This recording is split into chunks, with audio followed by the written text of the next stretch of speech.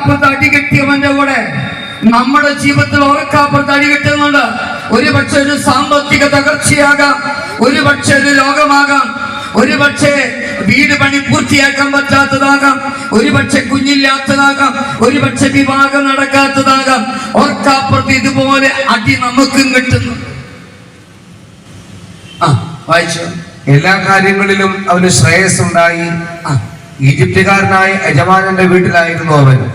കർത്താവ് അവന്റെ കൂടെ ഉണ്ടെന്നും അവൻ ചെയ്യുന്നതൊക്കെ അവിടുന്ന് മംഗളകരമാക്കുന്നെന്നും അവൻ യജമാനന് മനസ്സിലായി. അവൻ യജമാനന്റെ പ്രീതിക്ക് പാത്രമായി. അവൻ പുത്തിഫറിനെ ശുശ്രൂഷിച്ചു. തന്റെ വീടിന്റെ മേൽനോട്ടവും തനിക്കുള്ള എല്ലാറ്റിന്റെയും ചുമതലയും അവൻ ജോസഫിനെ ഏൽപ്പിച്ചു. ആ ഈജിപ്തുകാരൻ വീടിന്റെ മേൽനോട്ടവും തനിക്കുള്ള എല്ലാറ്റിന്റെയും ചുമതലയും ജോസഫിനെ ഏൽപ്പിച്ച നാൾ മുതൽ ജോസഫിനെ ഓർത്ത് കർത്താവ് അവന്റെ വീടിനെ അനുഗ്രഹിച്ചു. ഇങ്ങനെയൊക്കെ സഹനങ്ങൾ കിട്ടിയപ്പോഴും ദൈവം ജോസഫിന് കൈവിട്ടില്ല. സഹോദരങ്ങളെ, നമ്മുടെ ജീവിതത്തിൽ സഹനങ്ങൾ നഷ്ടപ്പെടുന്ന കാര്യമാണ്. ദൈവം എന്റെ കൂടെയുണ്ടെന്നുള്ള ചിന്ത, ദൈവം എന്റെ കൂടെയുണ്ടെന്നുള്ള ബോധ്യം. നമ്മളൊക്കെ പറയും ദൈവം ഇല്ല, ദൈവം സ്നേഹമല്ല, ദൈവം കൂടെയില്ല.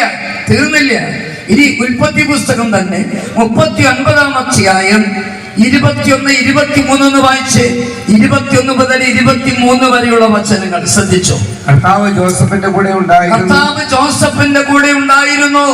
അവിടുന്ന് അവനോട് കാരുണ്യം കാണിച്ചു. അവന് കാരാഗ്രഹ സൂക്ഷിപ്പുകാരന്റെ പ്രീതി ലഭിക്കുവാൻ ഇടയാക്കുകയും ചെയ്തു. ശ്രദ്ധിച്ച്.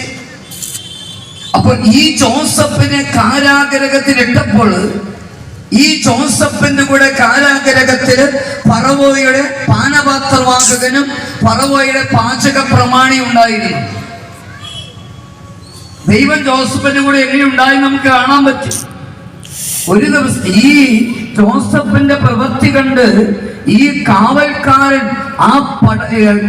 ഈ ജയിൽപ്പിള്ളിയുടെ മേലുള്ള എല്ലാ അധികാരം അവന് കൊടുക്കുക,